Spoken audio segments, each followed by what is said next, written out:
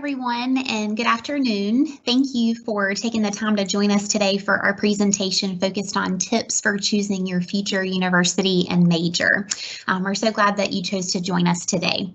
My name is Christie Richards, and I'm an academic advisor at the Southern Wake campus, and I'm joined by another academic advisor from the RTP campus, Jena Bogovich, who will be jumping in to speak with you all in just a little bit. This presentation is one of many that are being offered through our first ever virtual Advising Awareness Week. So we have a lot of other great presentation options for this week. So I do encourage you to take a look at other offerings that might interest you on our extra portal. I do ask that as we make our way through the presentation, if you do happen to have any questions, if you'll save those for the end. As Jenna and I wrap up, we'll be able to take those questions through the Q&A chat at the end. So for the sake of time, I'm going to go ahead and jump in and get us started this afternoon.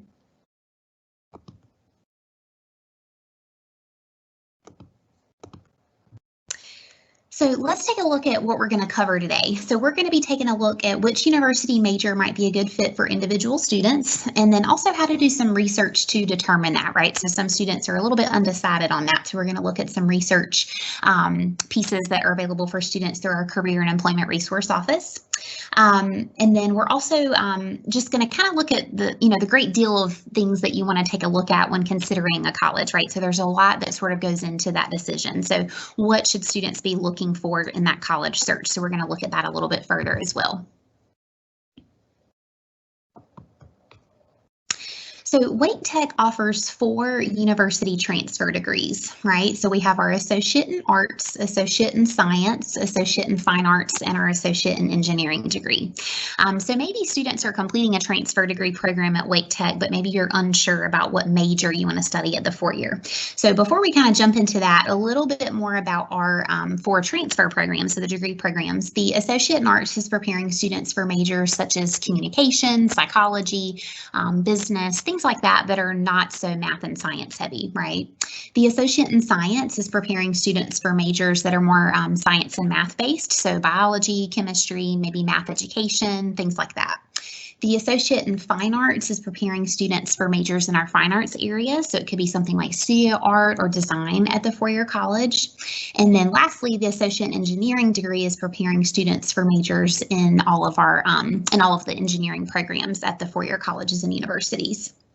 So if you're unsure about what transfer degree you're enrolled in or think that you might be enrolled in the wrong one, please make time to speak with an academic advisor to ensure that you're on the right track for your goals.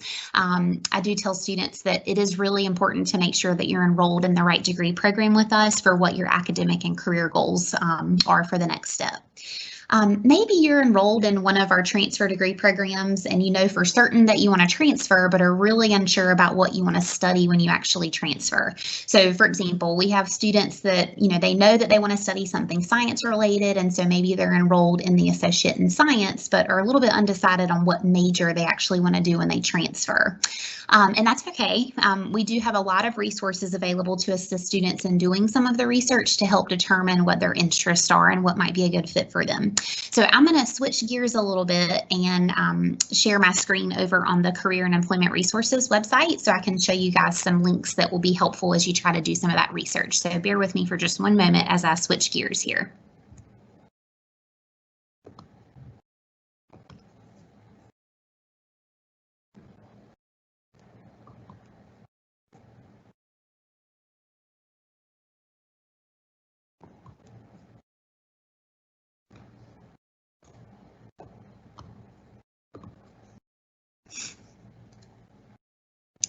Okay, so hopefully everyone is able to see my screen now.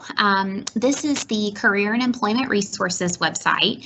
So I'm going to jump back to their homepage here so everyone can see where I'm finding this information. So if you're just going to the CER homepage, you're going to scroll down here to the Explore Careers underneath the Tools, Data, and Assessments. So if we click on that, this is where all of the tools and assessments and all that stuff is going to be located for students to do some of this planning and research and that kind of thing.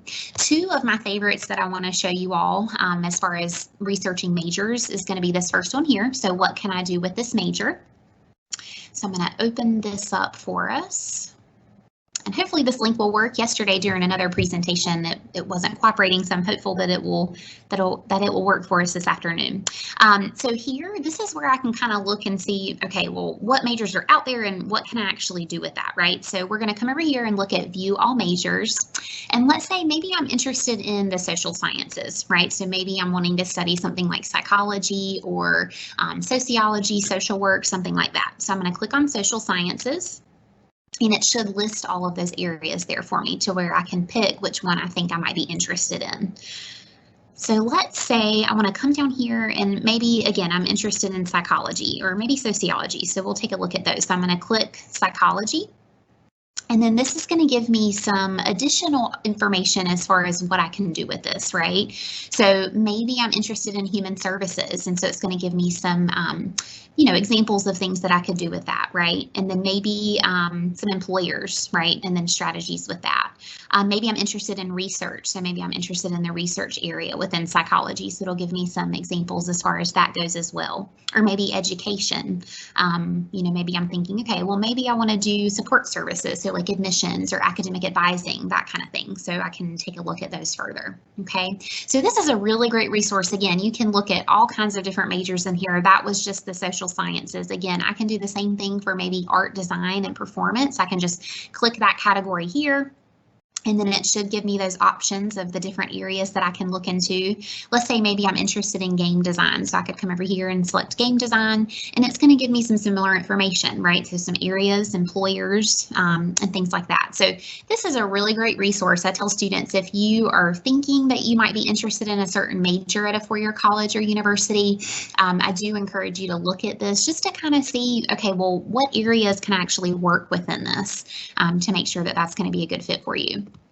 So another website that I want to show you all is the CFNC website. And so that one is going to be on the CER, so the Career and Employment Resources Office website as well. That one's here. I'm going to show you specifically their transfer area here. You can kind of look at some programs and majors. So this is right here on the College Foundation website.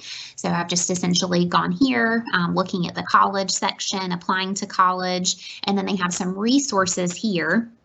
And then I can explore programs and majors. So if I select that, maybe I can search on my own. Maybe I'm interested in a particular area that I want to drop in there, so I can do that. Or let's say, maybe I'm interested in health sciences. So I can select the health sciences, and it's going to list out all of the results, right? So I can come down here and try to pick one that, may work for me. And let's say maybe I'm interested in the adult health. So I'm going to click on that. And it's going to give me some schools that offer this program, which is really helpful for students. So if you're, a little bit unsure about what schools may have this particular program that you're interested in, and then it's going to give me a little bit of information about this particular major or area of study. Okay, so hopefully that helps you all, as you're kind of looking at what majors are out there. If you're a little bit unsure about what you're wanting to study and so forth, I hope that those two links will be helpful for you. So I'm going to go ahead and switch back over to our PowerPoint. So if you guys will bear with me for just one moment.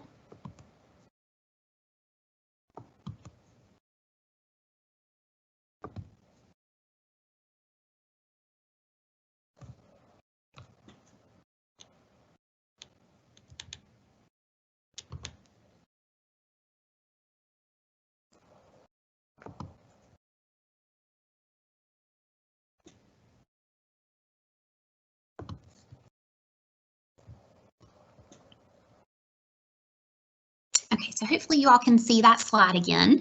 Hopefully that was helpful. Again, those links are there on the Career and Employment Resources Office website. So other factors to consider when looking at potential majors is your interest and skills, right? So you certainly want to make sure that you're selecting a major that you're actually interested in and are going to be happy doing for the next 20, 30 years after graduation, right? I tell students, we don't want to, pick something that we're not going to be happy doing for the long run, right? So we want to make sure that we're interested in it and that our skill sets align with that. If you're unsure about what would be interesting to you, you can certainly take some of the career assessments on the Career and Employment Resources website to determine what might be a good fit for your personality. And I'm going to go back to their website here shortly, but just wanted to plug that in there. If you're not really sure what your interests and skills might be, that's a good place to start. Another thing to really consider is total time for the degree, right? So the total time is a huge factor. So some students may not want to continue their studies after 2 or 4 years. So it's really important to know what your desired career and job choice is going to require academically. So if you're wanting to pursue something that requires additional schooling after a bachelor's degree, then you just want to make sure that you're planning for that, right? Like if we need to get a master's or a doctorate level degree, we just need to make sure that we're making plans for that. Another thing that I like to mention is some jobs may not require a bachelor's, or some may. So that's something that students really want to make sure that that they're taking into consideration. I tell students, if you can get to your desired career and job without having a bachelor's degree, then if you can do an associate's degree with us or at another community college to get to that goal, then that's absolutely something that you want to take into consideration. However, on the flip side, if you're interested in a certain area that's going to require a bachelor's or master's and so forth, you just want to make sure that you're aware of that and are making plans for that. So just kind of some self-reflection. I tell students the big question is, do you know what your desired career is going to require, and what are those? So.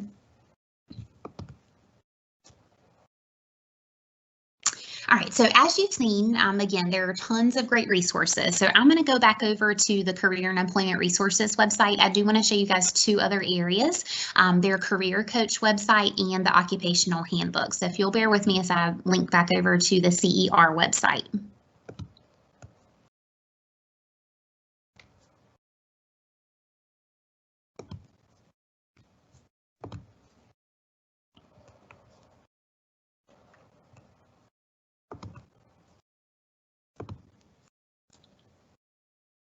Okay, so hopefully everyone can see my screen again.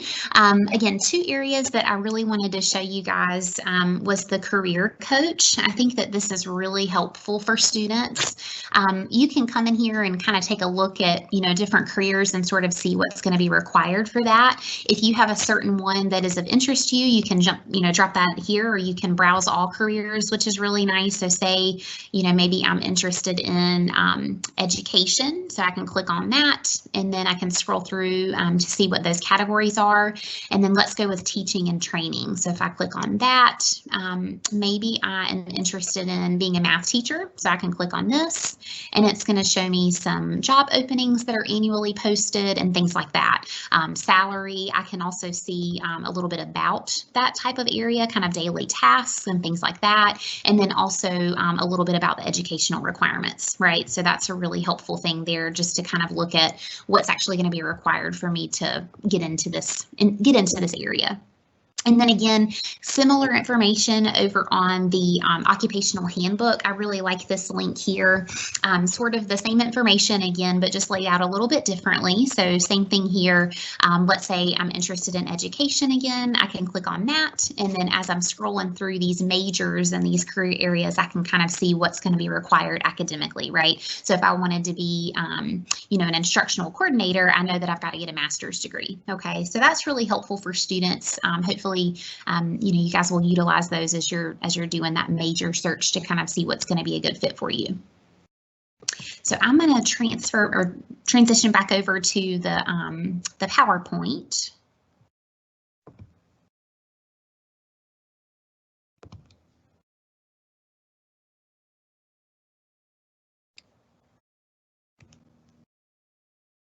All right, so in addition to utilizing some of those resources that we've gone over, I also encourage students to really take advantage of other things like internships, volunteering, and informational interviews, right? I think it can be really helpful for students to do, especially some of that interning and volunteering. If there's a business or organization locally here in the area that sort of is in line with what you're thinking that you might be interested in, what better way for students to sort of get some hands-on experience and really eye-opening experience, I think, for you to be able to see if that's what you really want to do.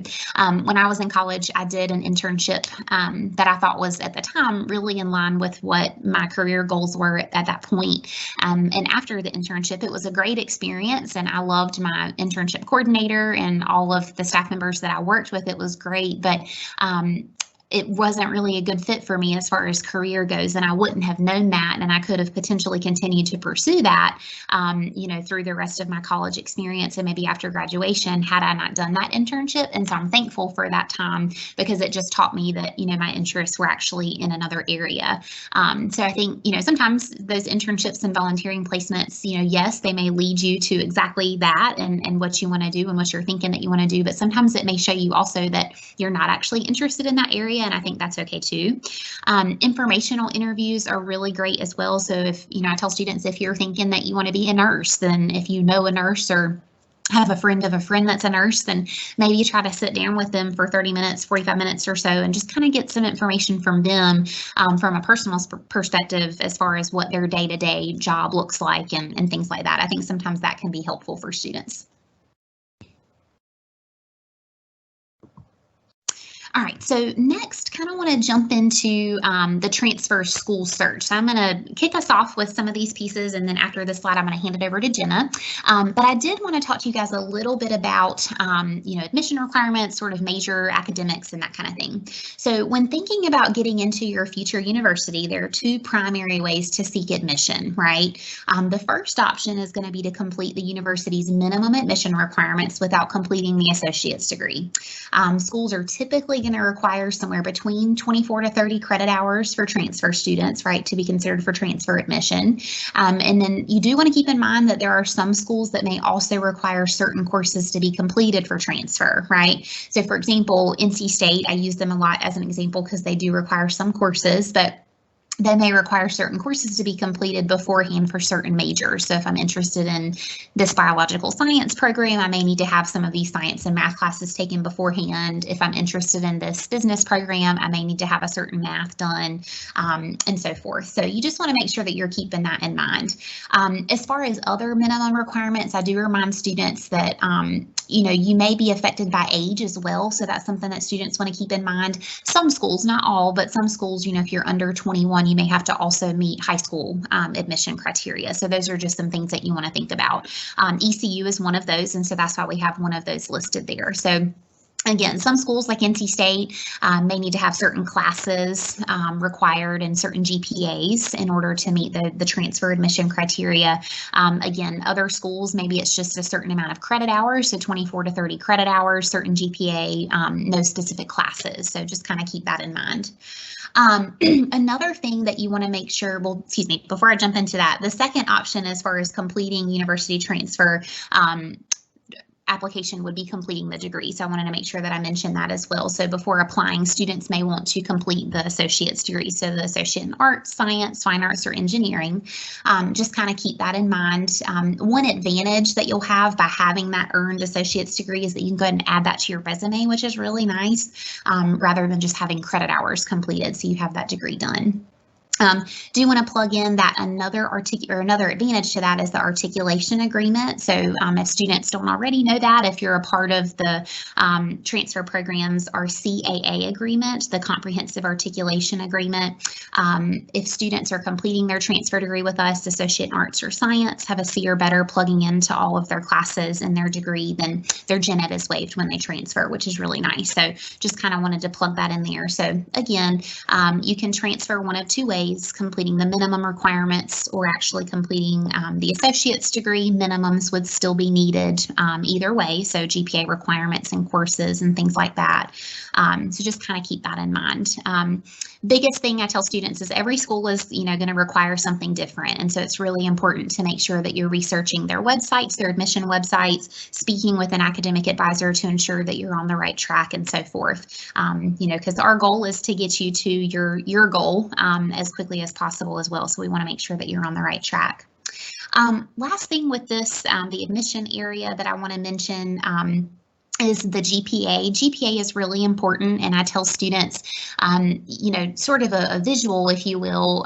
Yes, C or better is passing, and so I tell students the goal is to have C or better in all of your classes, but we do need to have some A's and B's in there, right? As many as possible. I tell students if you get C's in all of your classes, your GPA is a 2.0. So as far as competitiveness, yes, we've passed all of our classes, but schools that may require, a 2.5, a 3.0, just because we have that particular GPA may not guarantee that we're going to be admitted, right?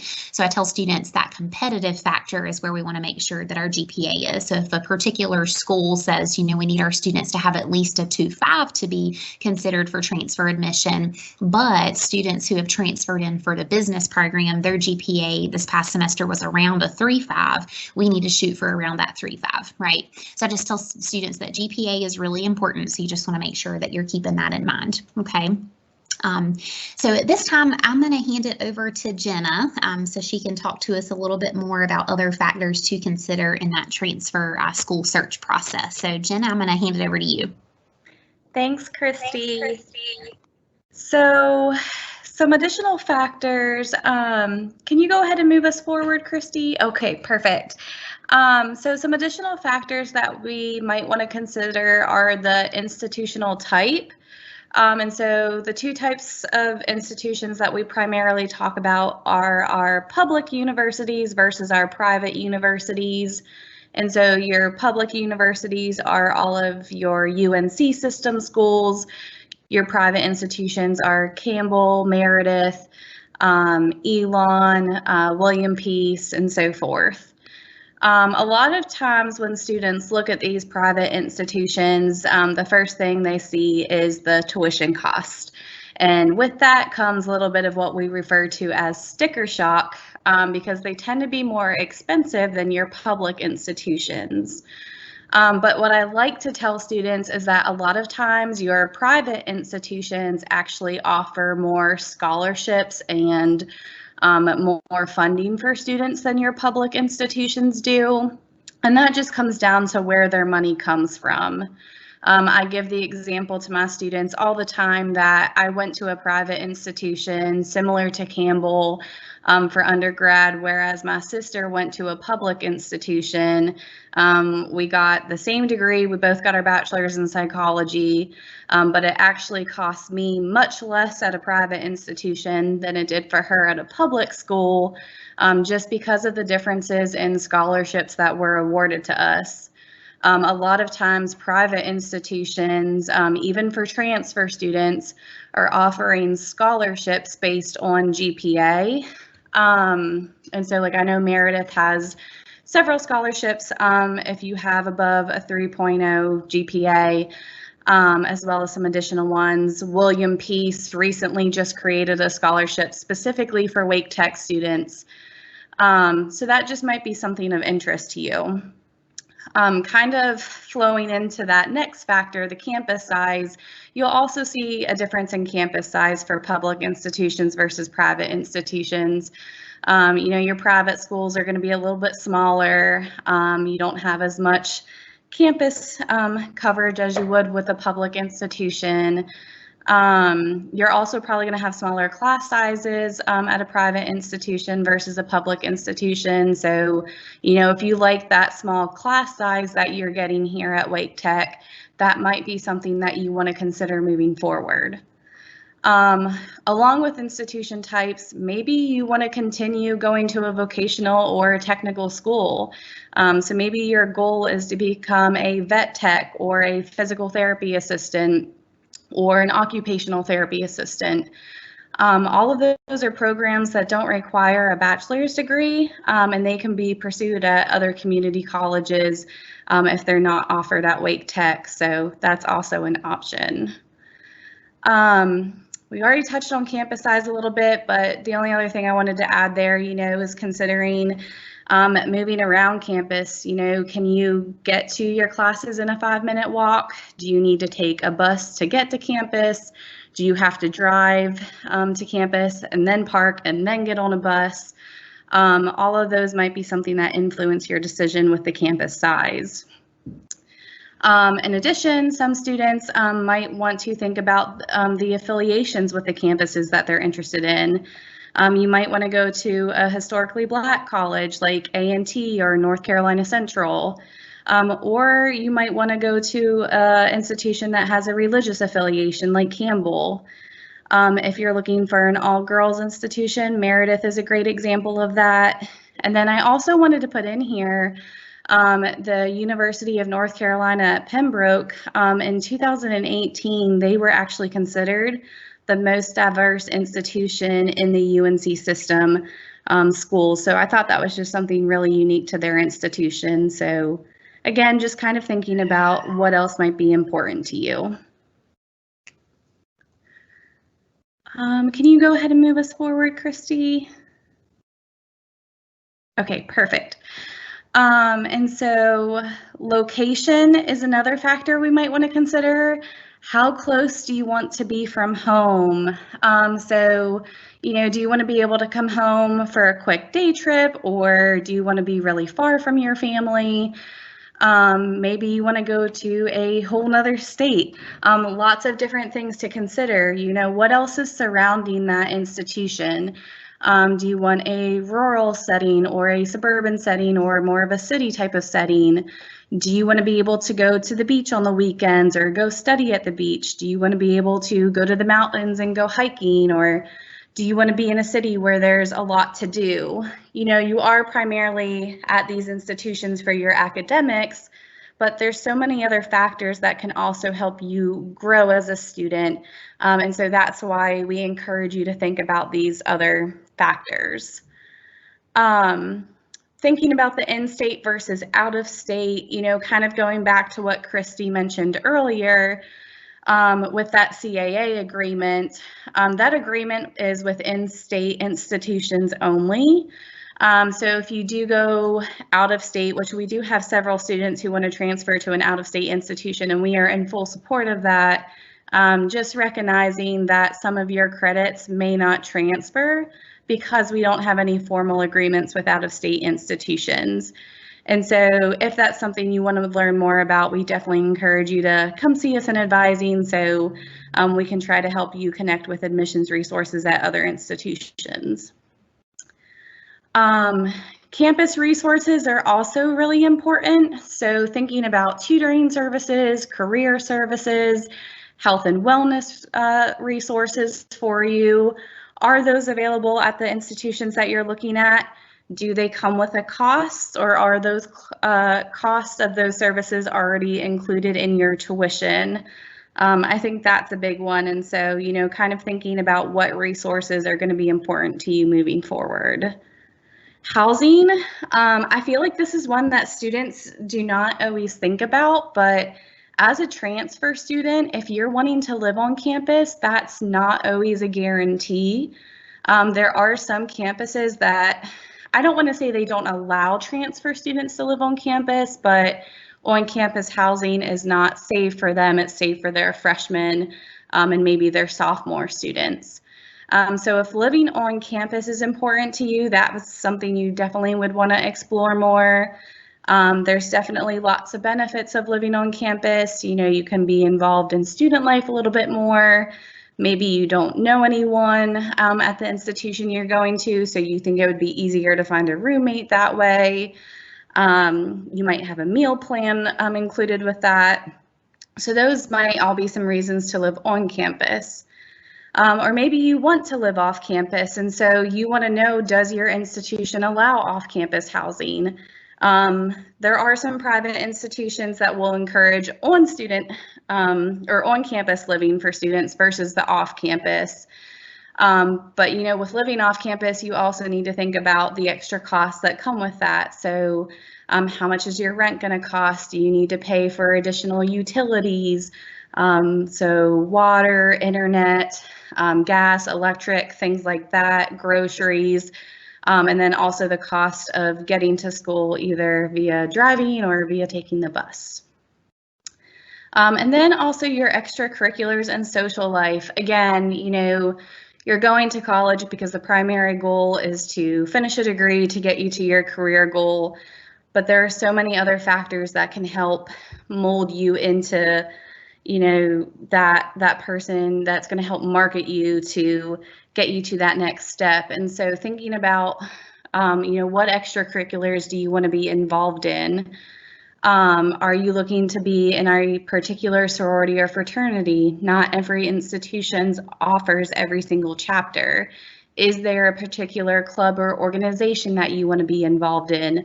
Are you looking to play a sport, or are you looking to go to a football game or a basketball game on the weekends? Not every institution offers every athletic. Are you looking to volunteer or get involved in research or internship opportunities? So if those things are important to you, you want to see how available those factors might be at your prospective institutions. And then, of course, we have the fun cost and expenses factor. Obviously, this is a huge one that we have to consider. So just going back to that cost of tuition that we mentioned earlier, every institution, even if you're just looking at the public institutions, they're all going to vary in price. How much are your books and supplies going to cost? Do you need to pay for room and board on campus, or are you paying to rent an apartment somewhere? And then just other basic living expenses that might come with all of those factors mentioned above. FAFSA, so the FAFSA stands for the Free Application for Federal Student Aid. This is something that I would encourage every student to fill out. It's something that you need to fill out every year. Even if you think you might not be eligible, I would encourage you to still fill it out, because if you're not given any financial support by filling out the FAFSA, you might still be given some financial support from the institution. But in terms of the FAFSA, this is really government money. The two biggest types of awards that you can get are grants and loans. Grants are basically free money. You don't have to pay back that money, whereas a loan, it is something that you do have to pay back. Some loans accrue interest, some do not. Definitely, I encourage you to work with the financial aid department here at Wake Tech and at your prospective institutions, just for more clarification on what might be in your offer package. I'm definitely not a specialist when it comes to financial aid, but I think that is a department that has so much knowledge to offer there. Work study might be something else that you're awarded. And so work study, it's basically an on-campus job, and you're either getting a paycheck or the money is going straight towards your tuition. And then scholarships. Scholarships can be awarded for all different types of things. You have your merit scholarships, so those are academic based. You have your need-based scholarships, which kind of circles back to the FAFSA. And then you have your student-specific. So the student-specific scholarships, someone might be awarded a scholarship because they're left-handed or something like that. Also noting where those scholarships come from. Are they coming directly from the university or a third party? There are so many third-party scholarships out there. Some of the bigger ones are the Coca-Cola scholarship or the Bojangles scholarship. Again, usually an essay is involved, or you have to create a video to be entered to see if you're eligible for those scholarships. Whereas a university scholarship, it's coming directly from the university. Oftentimes your application for admission automatically considers you for university scholarships, but some might also be departmental based, and a separate application might be required. And a lot of times they do require you to have that FAFSA filled out, whether you're using an award from it or not. So that's why I say fill out that FAFSA every year. Some other popular scholarship options might be Raise Me. A lot of the institutions are now using that third-party platform. So if you haven't heard of Raise Me yet, I would encourage you to explore that a little bit more. I've noticed more and more institutions starting to use that. So lots of scholarships out there, more than we might think for a transfer student, but I will say you sometimes have to work a little bit harder to find them. So if you have questions about how to do that or who to contact at the universities, please come see us in advising so that we can direct you to those contacts. All right, so we've talked about a lot of different factors. So after hearing all that, how do we decide what school is best for us? Well, I always encourage students to make a wish list of the criteria that's important to you. So make a list of what are your absolute must-haves that you can't live without, but also add in what are those things. Well, yeah, it would be great if the school had those, but I could live without it if they didn't have those. And then prioritize and see what schools match those needs. No matter who the student is that walks into my office, no matter where they tell me they want to go or what they tell me they want to major in, I always encourage students to have at least 3 institutions to apply to. You want to have your REACH institution, which is that's your goal. Like, you know, you would love to get in here. You're going to go crazy, do a big happy dance if you get into this institution. Maybe it's one where you know it's a really competitive institution and you're just meeting those minimum admissions requirements. So you're just competitive, but you're not sure if you're going to get in. Go ahead and apply. It's always good to have that REACH school. But we also want to have a target school and a safety school as a backup. So our target institution is an institution that, you know, we know we're competitive for it. We know we exceed the admissions requirements. And so we know that we have a really good shot at getting into it. And then our safety school is a university that we know we exceed the expectations in and that there's not going to be any problem getting admitted to that university. Research the application process and the requirements. This one might seem really simple, but you know, probably the best thing that you can do is research those schools that you're interested in. If you're in a transfer program, all of you should be taking ACA 122, your transfer success class. That class is designed to help you through that research process, so definitely take advantage of it. I think that's one of the best courses you can take here at Wake Tech. Also, visiting the schools that you're interested in. I know we're in a virtual environment right now, so you might be wondering how you can still do that, but a lot of our institutions are offering virtual tours or virtual transfer events. So again, I would highly encourage you to take advantage of those resources. That way you can start on that research early. Meet with an academic advisor. We are here. This is our job to help you navigate this process. So any questions that you have about potential institutions or just how to navigate their transfer website or whatever it might be, please come see us. If we don't know an answer, we will definitely find someone who does. And then there's just some websites that I provided that could help with that research process. I do want to show you the Big Future website. I think this is a really awesome website. So bear with me here for a second as I try to share my screen and show you Big Future.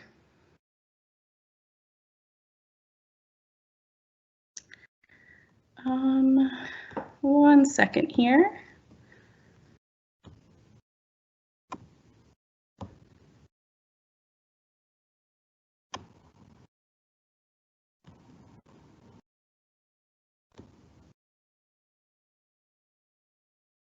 All right, hopefully everyone can see the Big Future website. Christie, please feel free to jump in if we cannot. This is my first time using a live event. So Big Future, if you scroll down here, and Big Future is through College Board, but if you scroll down here on the left-hand side, you can see all these different filters. And so this is essentially giving you the opportunity to search for different institutions based on all these factors. So I'm going to select the type of school, and I want to go to a public institution, and I want it to be a medium size. And so those are my only 2 preferences I have for that type of school.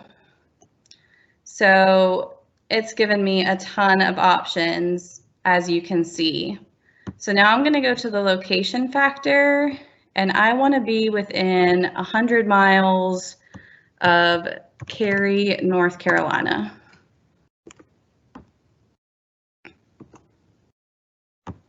And so when I put on that, it's going to give me both community colleges as well as some of those public institutions.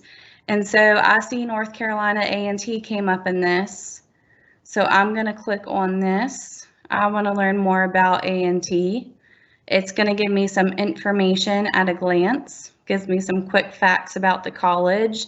It tells me the average financial aid package, where I can find the admissions office as well as the institution. It's also going to give me important deadlines. It might tell me more about tests that are needed. So it tells you more about the SAT. I will say this isn't necessarily directed towards transfer students, but it's also really good information that transfer students can use. It will tell you more about the majors and the learning environment. So, 22% of the population is exploring physical sciences here, and so forth. And so I just think this is a really good way to explore some of the factors that we talked about a little bit more in depth. So maybe just keeping back in the mind that that might be an option for you.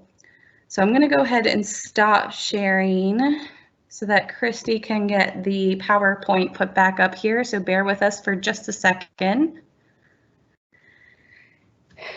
But yeah, so lots of different factors to consider.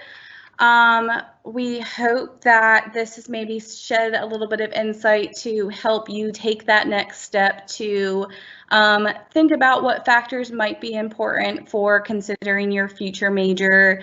Hopefully you've got some resources for from the Career and Employment Resource website that Christy shared that can maybe facilitate that major exploration piece a little bit more. And hopefully you have some factors to take away to consider what institutions might be important for you. But before we close out here today, we do want to take a moment to open the floor to any questions that y'all might have. And so if you happen to have a question for us, please go ahead and put that in your Q&A box, and Christy and I will go ahead and answer those as they come in. Yes, thank you, Jenna. If anyone does have any questions, please drop those in the Q&A box for us. And we also did include a link for the survey for Advising Awareness Week, so you should see that there in the Q&A box. After we're done, if you wouldn't mind filling that out for us, that would be great. So we'll leave the Q&A box open for another minute or two to see if anyone drops in any questions, and we'll be happy to answer those.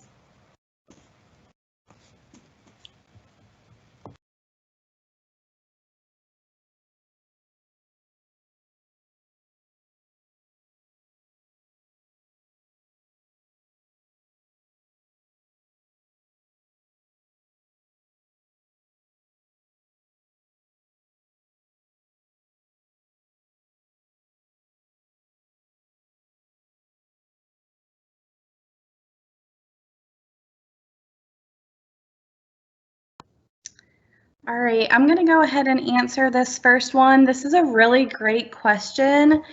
Okay, so it looks like we do have one question that just came in. It looks like the student is obtaining an AAS degree, which is an Associate in Applied Science degree. Looks like the student is completing that this December, so after this semester, which is great, so congratulations to you. Students wanting to know if they are still able to transfer to a four-year college. It's really going to depend on which Associate in Applied Science program that you're in. So some of our AAS programs do have some programs or schools that you could transfer to, while some don't. So it really is going to depend on which particular AAS program that you're in. If you have questions about your particular situation, if you want to jot down mine or Jenna's email contact, I'm sure she would be happy to help you as well, but we can certainly kind of help guide you through that conversation based on which AAS program you're in, if that's something that you'd be interested in.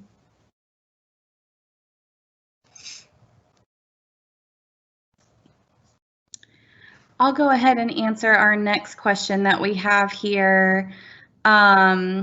The next question was, can you tell me? It looks like we have another question that's come in from a student about business colleges in North Carolina. There are a ton of schools in North Carolina that have business programs. Let me see if I can find a link to share with you really quickly. I can drop that in the chat as far as North Carolina schools. Let me see if I can get that for you.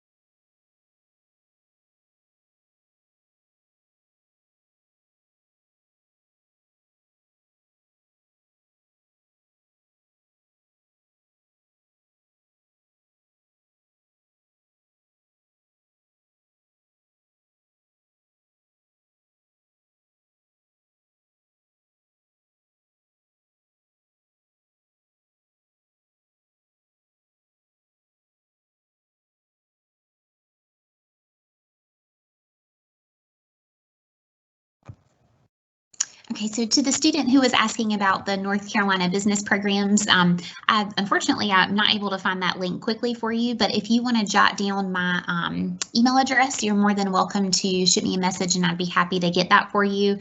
I've got a new work laptop, and so that link is not one that I have saved to grab quickly. So like I said, if you want to email me, I'd be more than happy to get you some more information. But just about every school is going to have a business program of some kind, but you just want to make sure that you are looking at schools that have, the right concentrations that you're maybe interested in. So maybe you're interested in management or marketing, human resources. So if you're interested in any of that, just make sure that, you're paying attention to schools that have those particular areas.